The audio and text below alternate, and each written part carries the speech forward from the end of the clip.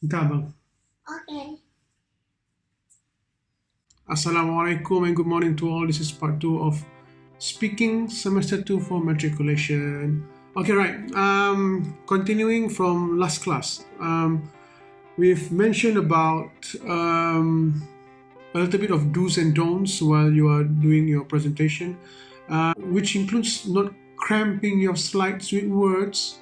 6 to 10 words would do in a slide. Number 2 will be not adding unnecessary graphics on slides. You don't want to distract people from what matters more, right? And number 3 is making numbers matter. Do not clutter people's head with numbers when not all of us are good with numbers. A lot of us are not good with numbers. It is best to replace numbers with something that people could relate. We are going to start with appearance. Point number 4 is appearance. You see, a lot of successful people take this into account. Your appearance tells a lot about you and what you're going to do. Like the late Steve Jobs from Apple, we have Jeff Bezos of Amazon, we have Zuckerberg of Facebook, and even our own Tony Fernandez of AirAsia. These are some of the richest people in the world. Have you seen these people talk when they're doing presentation? You don't see them overdressed, or you don't see them look like slackers on stage when they are presenting something. But their appearance do tell something. Their appearance is not intimidating. Their appearance tell people that, come, listen to me, I have something to tell you.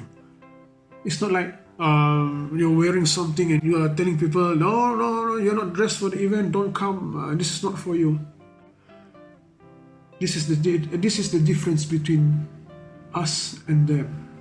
In college, it is compulsory for you to follow certain rules on how to dress. Follow them. But in the actual corporate world, this is how they do their presentations, like those people that I told you before. Okay, so your appearance play a role. For example, if you're promoting a pen, you don't go wearing suit to promote pen, unless it's an executive pen where people with suits use that pen. But if this pen, just like this one that you're seeing, simple dressing would do. It tells people that, hey, this is a good pen. Anyone can own it, right? Okay. You should also consider smiling when you are doing a presentation. Do not look intimidating. You don't promote a product. You basically it's like this. If you are trying to promote a product, you are going to take people money from them. Not stealing, but on their consent, they are willing to give you money in return for the product that you are advertising. So who would give money to a person who looks like they are going to kill someone? Of course you have to smile. You have to smile. Smile to the audience. Keep eye contact. It's very important. Okay? Next point, just like anything else in the world, practice. You have to really practice. Seeing that this is a group work, you can't practice alone. You have to practice in your group. Practice sequencing, practice turn taking. Which point is better to be mentioned first? And which point would come best a second point? And who's going to do it? Things like that. Practice. Imagine yourself at the receiving end, not the one who's talking. Search videos on YouTube. See how students present papers or products. If you can stand them, it's really one thing. And the biggest probability is you are going to do it just like them. Those people who you think are giving boring presentation. So don't be like them. See, one big factor contributing with poor presentation is lack of practice. You have to practice. You can't expect your lecturer to give you good marks when he's sleeping at the back listening to you talk. So please, practice. Practice sequence of points. Practice turn taking. Who's gonna talk what and when? That is very important, right? Finally, for today's class, do not give out notes. Do not give out printed notes. Okay, here about notes, let me tell you one thing. You might make the mistake of just copy and paste whatever it is that you have written in your brochure and put it in your slides. It's wrong. Don't do that.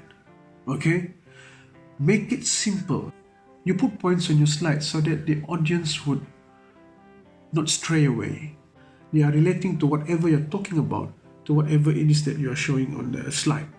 So there is one big reason why people use slides. Aside from, like I said in my previous video, aside from not bringing the actual thing on stage or in front of people to show. In this case, do not make copies of your brochure to the class. Do not give the audience what you are going to tell. There's no point of you standing there. They could just read it, right? Either it comes from the slide or either it comes from the brochure. Don't give them anything. It's not important. If you really want to give them, give it after your presentation, right? So what's important is your presentation. So do your presentation, okay? So that's it for class today. If you have any problem, just ring me up or send me messages. I'll attend to them. And this is actually very simple. Do not make things more difficult. It's actually very simple, right? Practice more, practice and practice and practice in groups. I'm sure you can nail this, okay? So that's it from me today. Assalamualaikum and good day.